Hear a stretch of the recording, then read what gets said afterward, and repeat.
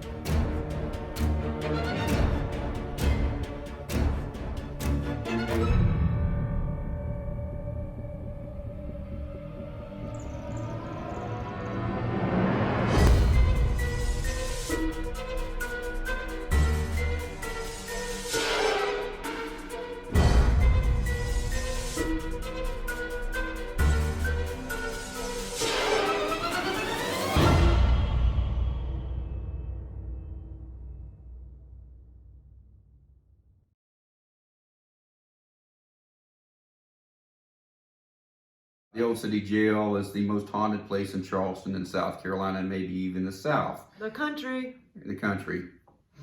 Ever. And, I think it's possibly a place you can go into and connect with the spirit realm through sight, through feeling, through hearing, and there's very few places like that. And I have my theory about why. Okay, well, go ahead with your theory about why, because this is not what I intend. This is not what the hell I intended to do when I turned on the camera again. So go ahead. Why not? Take over. Just start. It's the Bruce and Andrea show. This is Andrea. Go for it. Yes, or the Andrea and Bruce show. Let's do it alphabetically and by intelligence. So yeah. I think it is the most, I don't like the word haunt. Actually, I love the word haunted. It's a very romantic, gothic word. But it's not like there's ghosts that are stuck there. I think it's because through Bulldog tours, and the building is so beautiful, but through Bulldog tours, you've got hundreds of people going in there every single night, every day of the year, for years and years on end. And you have that much human energy going into a place. Everyone's imaginations are up. Everyone's excited. Everyone's like, this place is so creepy because it was built to be creepy. It was built to have you walk by and not want to go in. It's like that intent is infused into the bricks and the architectural plan of the building. So people get excited and their energy goes up and their imaginations go up, and you have that recharged. Of course, the spirit world is going to be like, woo, there's a rave down there. Let's go party. Yeah. That's what I think. Of course you're going to hear voices. Of course the windows are going to slam. I don't know.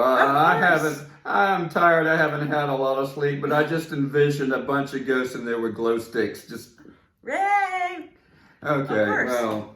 Well, when they do that, please invite me to that party, Ghost in the Gold City Jail. That's what they're doing every night. That's why we hear the voices. That's why we hear the doors slamming. That's why we hear the windows slamming. And those time slips. And the time slip, which who knows? Yeah. But yeah. One of the phenomenon that is experienced in here frequently is something that we tour guides and people who are in here a lot have coined a time slip. So it's something we might have made up, but here's what we're experiencing. We will be giving a tour, telling stories, and we'll hear something happening in the other part of the jail. Now, this is not a car door slamming outside or kids playing outside and echoing in the building. There's actually will be doors slamming very loudly throughout the building, and all 20 people in the room can hear it.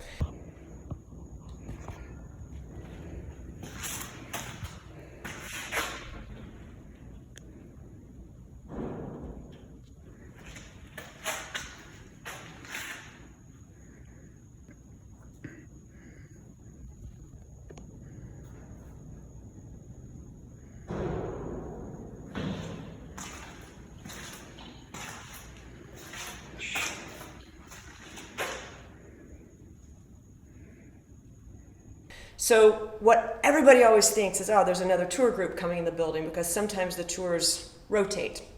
The most fascinating time this happened, I knew that we were in the jail alone. I knew I had a group of 20 people, and I knew that there were no other people in the building. And the building got so loud with the doors slamming, downstairs, upstairs, window slamming. Now, window slamming could be wind. The doors slamming in here, they're heavy metal iron doors. You can barely shove them open with your own two hands. So wind does not prop those doors open or closed. The building got so loud that my tour group couldn't hear me talking. They all had to gather round and round. And finally we heard all this shuffling upstairs, all these people.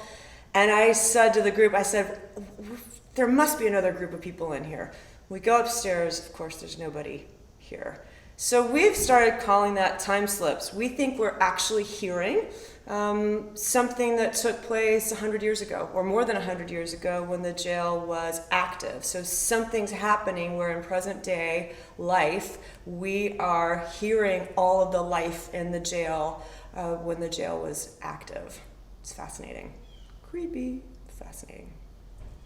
As I'm standing next to my pickup truck, reaching for my keys, when all of a sudden I feel as if my head is filled with pressure, my sinuses are filled with pressure, my eyes are watering, and then all of a sudden I hear them. I smell them, and I know exactly what they are. Horses. I've worked with them the majority of my life. But the problem is, they're not physically present. Within arm's reach, I would say, within arm's reach, there were horses. I could smell the hay. I could smell the fresh lathering on the horses where they had been hot and sweaty and been ridden. I could hear them whinnying and neighing. Problem was, there was no horses present. And you have heard voices in there. You've actually, not to make you seem like you're crazy voices. And they're separate from the other voices that I Yes. regularly hear. No, you Yes. actually caught voices, haven't you? I On have. your video. There you go. I have caught voices in there.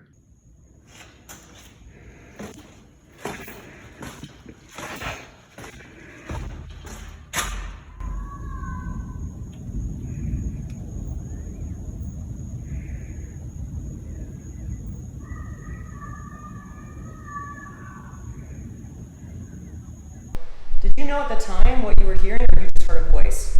The first voice that I heard before I turned on the phone was, I couldn't tell what it was. It was just so quick and it startled me. And I'm like, it's anybody else in here type of situation.